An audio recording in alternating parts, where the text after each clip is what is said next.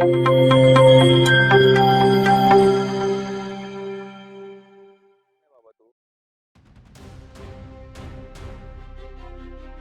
बांधकाम जे तोडलंय ते जे सांगतायत अनाधिकृत आहे म्हणून, पण हे इथं जे सगळे जे गाळे आहेत ते सगळेच अनाधिकृत आहेत ना.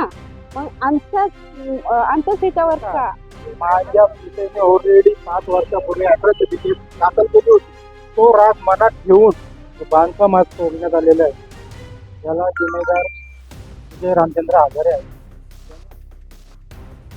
दिनांक 18 डिसेंबर रोजी साई मंदिर परिसरातील एका बांधकामावर प्रशासनाने हातोडा उगारलाय. हे बांधकाम कल्पेश विर्ले यांचे होते.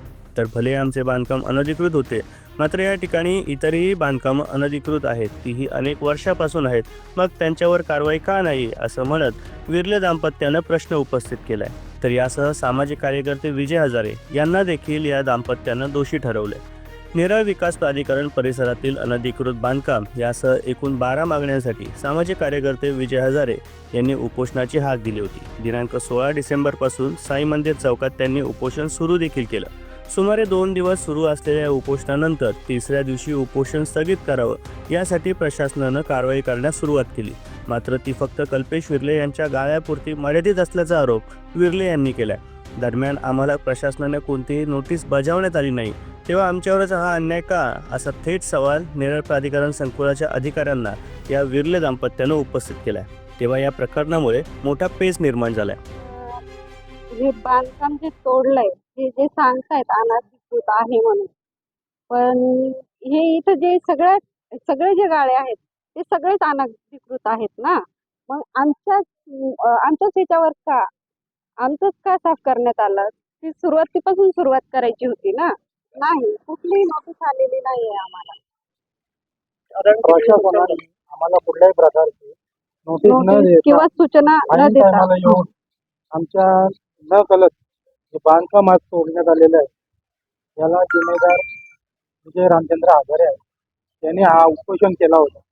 माझा एवढंच प्रतिबंध की माझा एक प्रश्न आहे त्यांना की हा जो उपोषण होता हा फक्त माझ्या एखाद्या प्रॉपर्टी करिताच होता का?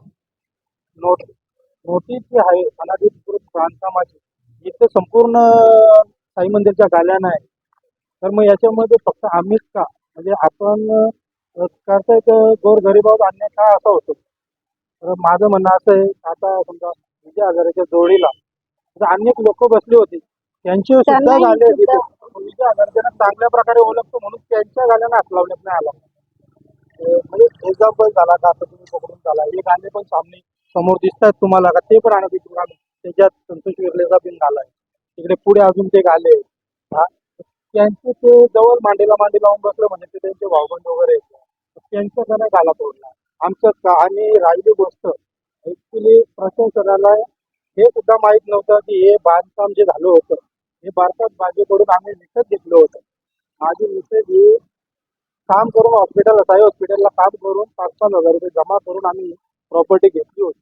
आज आमचं एवढ्या प्रकारे नुकसान झालं, याला जिम्मेदार कोण? आम्ही नक्कीच मग जे पण इथे आले होते कर्मचारी, जे म्हणजे पोलीस निरीक्षक असतील किंवा अजून ते दुसरे जे साहेब आले होते हे तोडण्यासाठी, म्हणजे हे करायला, आम्ही त्यांच्या विरोधात नक्कीच कारवाई करण्याचा प्रयत्न करू. कारण की आम्हाला न कळता आणि प्रशासनाने कुठल्या प्रकारची नोटीस न देता, म्हणजे असंच नाही उतारा हा माझ्या मिसेसच्या नावाचे समजा.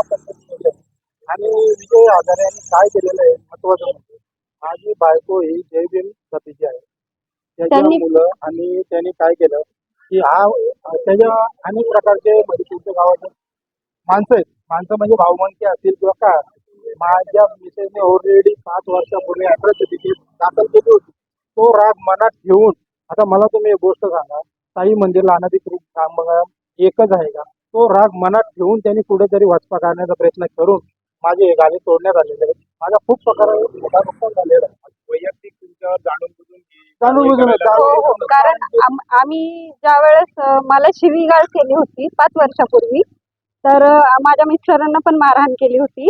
त्यावेळेस मी त्यांच्यावर अॅट्रॉसिटी दाखल केली होती. म्हणजे मला त्यांनी जातीवरनं शिवी दिली होती म्हणून मी अॅट्रॉसिटी केली होती. आणि तो राग मनात धरून कदाचित हे करत असतील असं मला वाटतं.